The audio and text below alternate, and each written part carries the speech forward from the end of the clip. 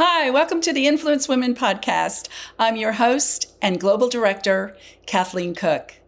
Have you ever had a change of plans when things just didn't turn out the way you thought they would? Well, today's guest, Gigi Butler, is going to walk us through how she had a dream and how God took that dream and changed it into something so successful she would have never dreamed of it on her own. Stay tuned.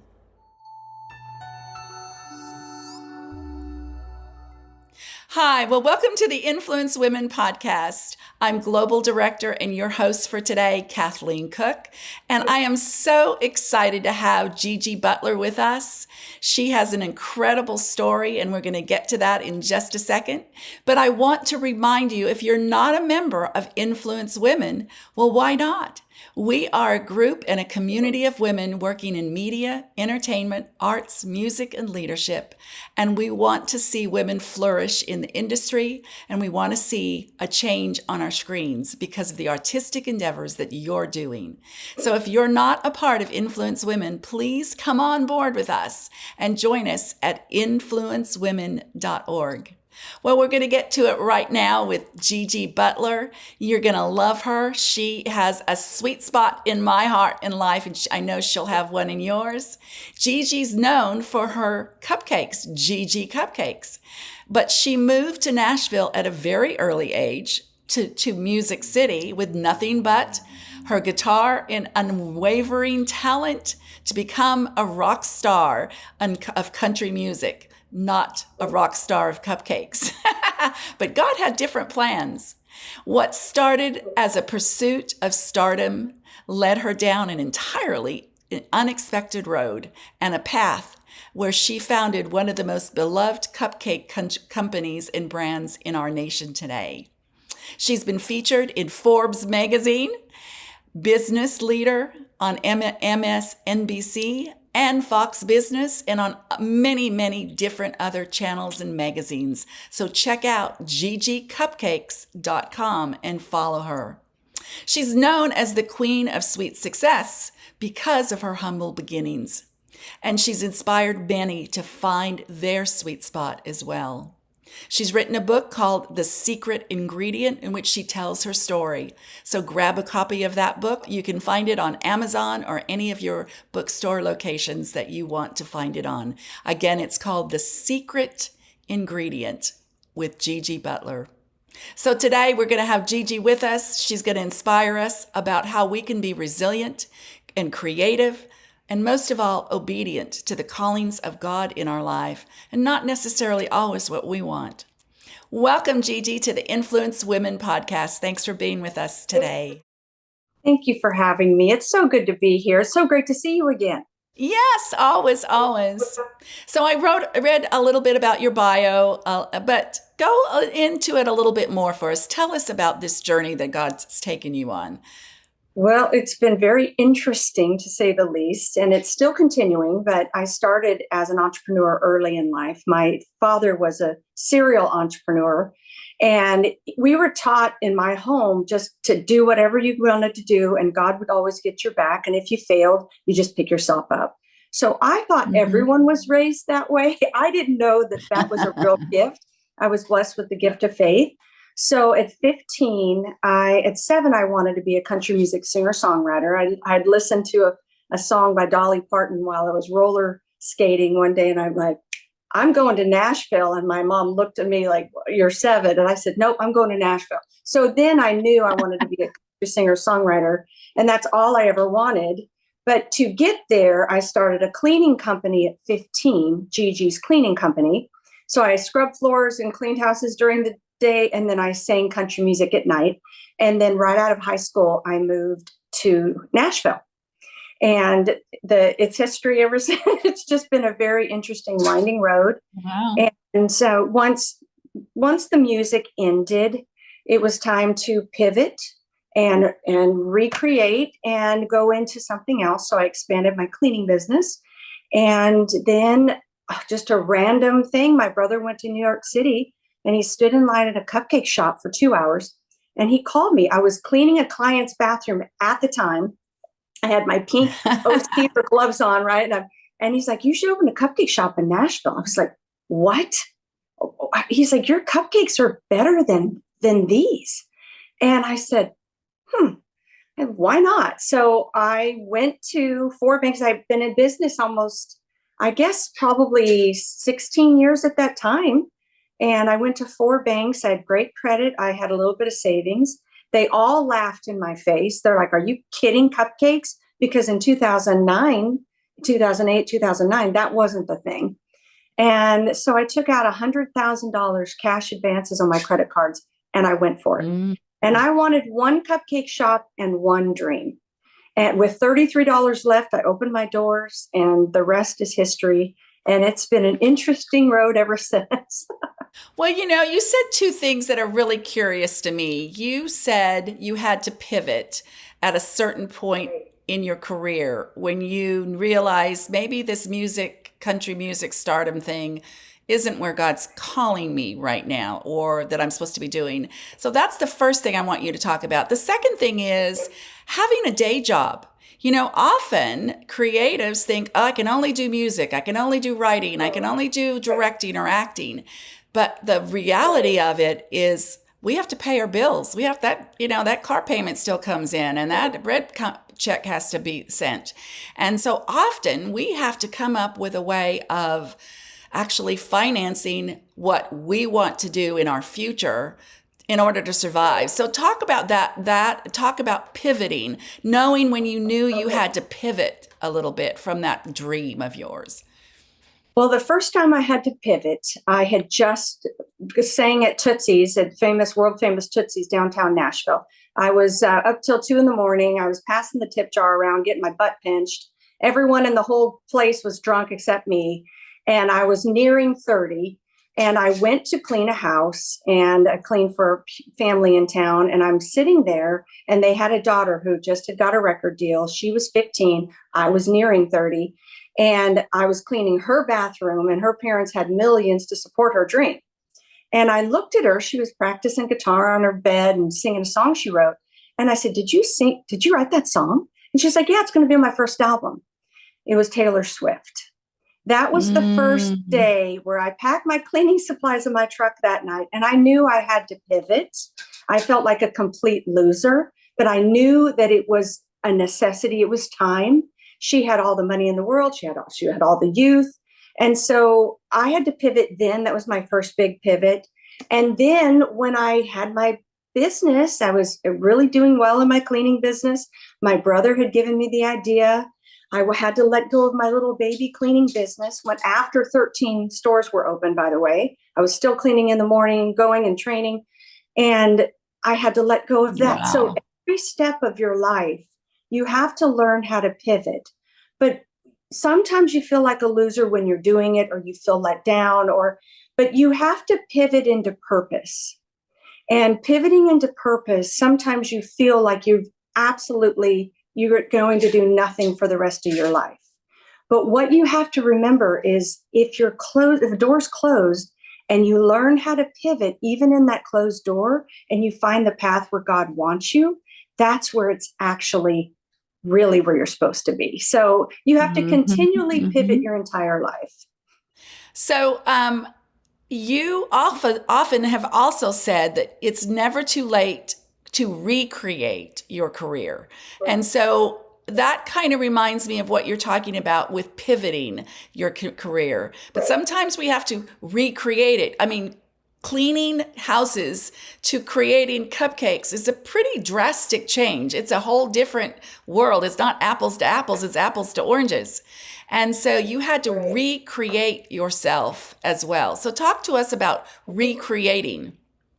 Well, this is my theory, and I feel like it's pretty spot on, but we're made to create. God's the ultimate creator, and he made us to create. So if we're not continually creating, then we're really not living up to our purpose, and we're really hiding our gifts in the sand, like he talked about, the talents. So I look at gifts and I look at recreating as talents that God has given us. And if we're afraid to use all of the talents God's given us, then we're really not living out our purpose. So that's our mandate, to continually recreate ourselves. Even when we've hit a blank wall here, if we've hit a complete dead stop, you have to find a way to get around fear and continue to create. So throughout my life, I thought it was going to be music. That was it. That was it for me. Well, then I created the cupcakes. Well, then the cupcakes, I sold the cupcake shop, and then I created a pie shop, and then that ended in 2020. And then I wrote books, and then it's TV, and then it's recipes. And so the mandate of creativity is always on us. What has been my, I guess, gift or my hard work ethic is no matter what, I've decided to work hard throughout all of it. So the golden thread through all of my life has been, it doesn't matter what I'm doing. That golden thread is I'm going to continue to work so hard that I'm going to succeed no matter what. If I have to clean houses again, if I have to do whatever I have to do, I want to do it so I can succeed and I can get to my next purpose. Oh, so good. So good. So I'm going to go even deeper into this subject a little bit on creativity because often, they often say the secret to being a successful writer is planting the seat of your pants to the seat of the chair.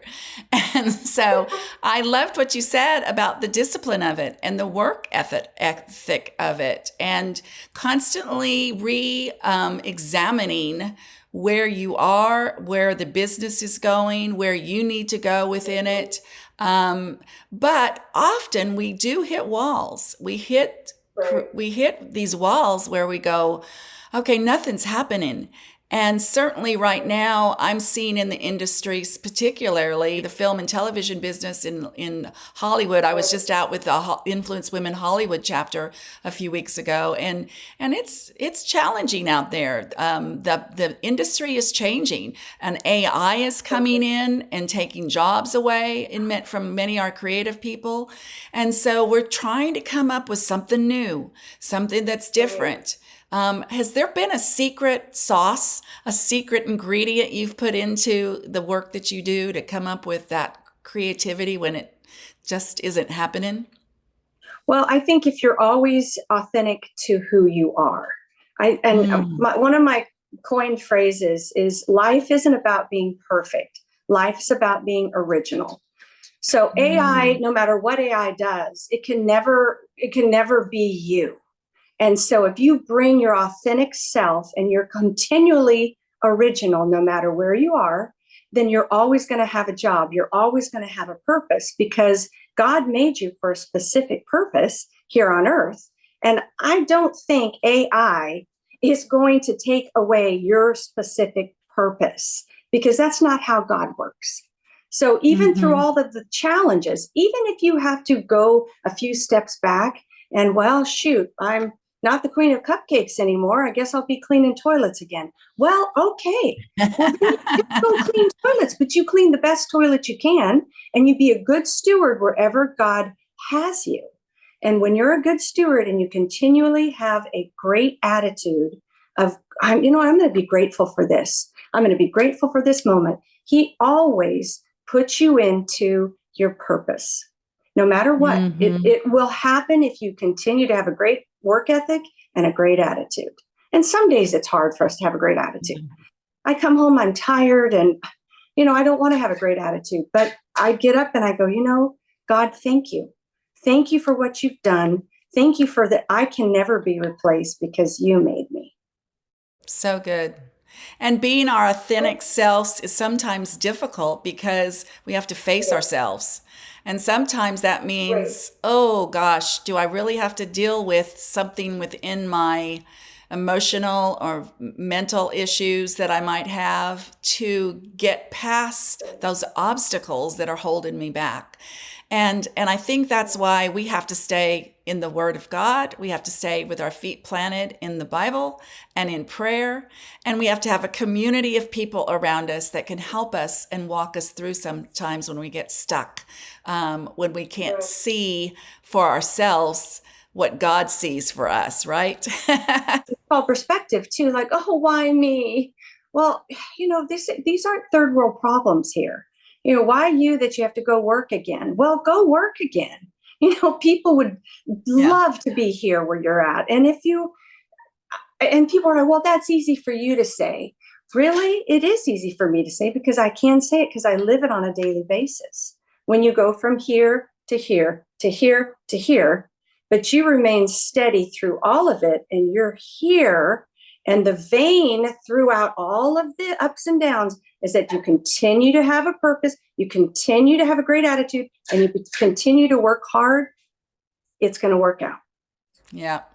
And God gives us that fortitude, doesn't he? I think that's, again, the community that we're around, that we have those certain people around us that can actually speak into our lives and care for us, and how important that is, and pray with us. Sometimes when we get in those desperate situations and say, hey, just could you pray with me about this? It means the world to us. It's why Influence Women for us is so important. We have chapter groups all over the United States. We have an online chapter group. So if you're not a member, you need to be, and get online with us. If you're not near one of our local chapter groups, you can grow in a community of women there. We have an interactive website. You can post questions, state your challenges, post the things that you're doing, creating, so that others know about it. So we want to grow a community of women who are connected and collaborating together so we can be creative. Those are the C words that God's giving me this year. So I love how God just molds us together, and it's the secret ingredients, isn't it, to success? Really, it is. So let me ask you this: do you ever use your past musical experience and career even today? I do. I sing at church. I try to sing at church as much as I can. And when my daughter was young, I would sing to her. But since the cupcake business started and it just took over, my creativity went to making cupcakes and creating names and creating the logos and doing all of that. So I don't sing quite as much as I used to, but I Yeah. love it. And one day, I don't know, maybe it's amazing how God can take something that I always thought I would be doing and I loved so much. And then you pivot and he says, yes, you're going to love that. And the experience from that is what really carved me as the person I am. And here's a few reasons why. I would be in a bar, late. I'd always sing from like 6 to 10 or 10 to 2 of the gig. And I didn't ever drink because I didn't really want to lose control and calories in your vocal cords, right? So when you're the only one sober in that room and you're watching all the intentions of people, and you're and your musicians on the back are you're propping them up because they're drunk and stoned as well, right? So if you're the only one, and you see so many, and I've learned so much with timing and how to read people and how to be bold on stage. And it helped me with my speaking career. So I love all of that past because it made me who I am. And it made me learn timing. And I think timing is so important. I think preachers have timing, comedians have timing, speakers have to have timing. And had I not had that past experience with all of the bar singing and all of the concerts I did and everywhere all over the country, I wouldn't have my speaking abilities now. So yes, I don't sing quite as much, but I still take all of those skills that I learned and bring them to my future. Yes, I mean, there is a rhythm to certain ways that we communicate, whether it would be here through a podcast or through comedic presentations or dramatic presentations. Learning timing, especially in music, of course, is essential. I know my husband, who's a director, would always talk about what made him a great multi-camera director is the fact that he knew music, and he was actually in high school. He was one of the band leaders. And so he knew how to, bring shots in and do them rhythmically, to cut things in and exchange them rhythmically. And so just his musical experience then was a big part of his success as a multi-camera director as well. It's all about timing. So how he learned, because I was in the band when I was a kid too in high school, and I learned so much timing. And that's so amazing that your husband learned that trait, because so many people don't have that. But if you learn it at an early age, it's always with you. And then you could take that skill and put it to other things, which your husband obviously has. He sounds Yeah. amazing, by the way. He is amazing. Yeah, I'll give you that. I'm a pretty I bet. lucky girl to have him. So, So what's got your hands creating these days? I know you've got the cupcake business and other things going on. So tell us a little bit what new things he's got you doing today. well, I sold the cupcake business. Oh my goodness. Yeah, I Okay. sold that many years ago, and then COVID hit.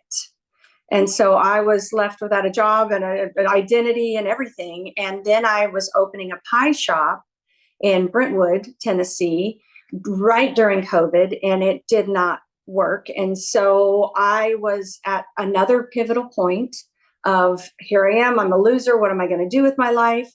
And I thought, I need to get out of Nashville and I need to move and I need to just lick my wounds a little bit, be able to recreate and figure out what I'm going to do with the rest of my life. So I packed up and along with my daughter and my two dogs, we moved to Florida 4 years ago yesterday. It's 4 years ago yesterday. And while I was here, I started writing a book, and it's a devotional book and a cookbook. And it's all about, like, I talk about Rocky Road pie and going through the Rocky Roads as I'm telling you how to make the Rocky Road pie or the Black Forest cheesecake bars. I'm telling you how to go through the Black Forest that I went through and what I did to do it. So it's a 31-day devotional and it's a cookbook. And I finished writing it and I thought, well, why can't I make this a show? So we are in the process right now, and we've filmed 3 episodes already, and we are about to film the rest of the season in Nashville. So I'm coming back to Okay. film the rest of the season, and it's all about faith, freedom. It's very politically not correct, and it's all about having people on my channel and cooking with them and talking about all of their trials and what they've done and how they've been able to be bold enough to walk through what they've walked through while we're cooking their favorite meal. So I'm so Wow. excited. It should be coming out in the spring, and I'm really excited about it. It's about ready to be placed with a station. And so I'm excited. It's great. And Okay, so that would be spring 2026. yes, spring Okay. 2026. And I Okay. haven't inked it completely, so I can't, tell you, but it'll be there. And I will be at NRB talking about it. So I hope to see you at NRB, by the way. And I'm Yes. Well, getting Influence Women has an event there. perfect. Yes, yes, that's where I Yes. met you last year. So I'm also getting married next week. Oh, Out of the blue, never thought wow. anyone, came to Florida, never thought that I was just going to be here. I was going to move to Florida and not be an old maid. I was going to be a mermaid and just raise my daughter and write books. And then the most wonderful man came into my life, and we're getting married next week. Who knew? Oh, So wow. just Well, eloping. congratulations. Thank That's you. so awesome. And I love again how God you've allowed God by being obedient and having joy in the disaster sometimes, or the joys in the depths of things. God is there for us, giving us joy and giving us perspective and giving us new directions. We just have to be listening and we have to be obedient to Him, don't we? And Yes. that's really what it is about.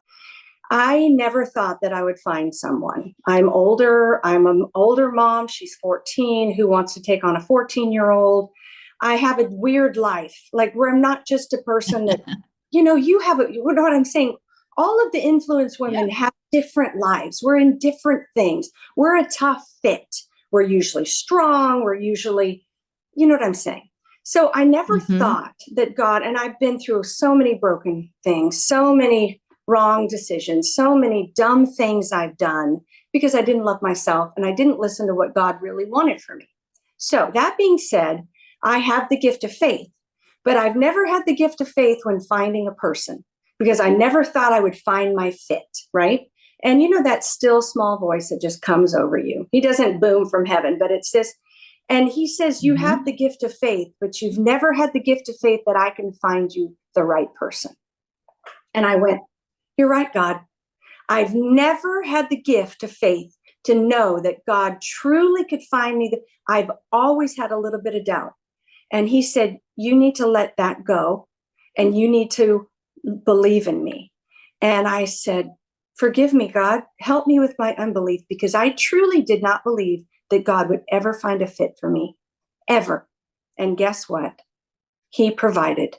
So what I'm saying to the people that are listening, if someone, and God can make a broken vessel into something beautiful, and he can pull me out of the trash heap that I've gotten myself into my whole life with bad decisions, he can make something beautiful out of your life. And he can bring an amazing man if you believe him and you are persistent in believing that he can do it.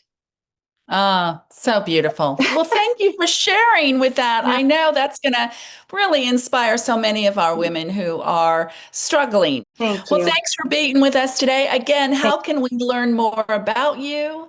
We want to know more about the show coming out Yeah, and your new and the book. devotional. Where can we get all that stuff?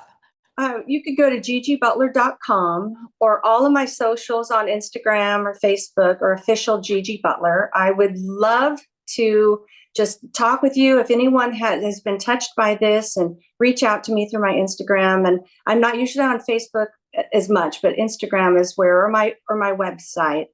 And they can learn everything about there. They could get the book there. They can get it on Amazon. And the new book should be out hopefully probably at the end of 2026 or 2026. And what's the title of the book again? I'm not sure yet. Okay, It's you all haven't about titled it yet. Okay. hospitality, food, and welcoming people in such a cold world that we live in and so divisive. We have lost the art of hospitality. Jesus was the king of hospitality. He opened up, he fed you. Then once he met your basic need, then you are more open to learning about him. And that's what we've lost in this country, is opening our tables and being hospitable and feeding people.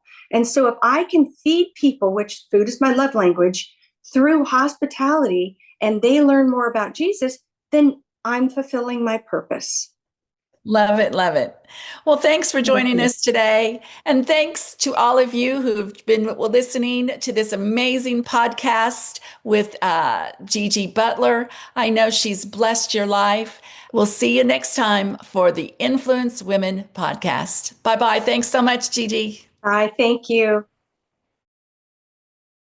Well, thanks for joining us today for the Influence Women podcast. It's been a joy having Gigi Butler with us today. I know her story had to have inspired your life. And we know that success doesn't always look the way we think it's going to look. And we have to sometimes change our plans. I hope that you will remember some of the things Gigi talked about, and that she will be able to bring you hope and encouragement as God guides you along on the plans that he has for you. Remember, you can learn more about Gigi at gigibutler.com. Look for her new cookbook coming out and her new show. It's going to inspire you and grow your faith as well, I know. Join us for the next Influence Women podcast. And again, if you're not a member, become a member of Influence Women at influencewomen.org. Like our podcast and leave a comment. It helps us grow a community. We want to see you flourish in the work that God has for you to do. So we'll see you next time for the Influence Women podcast.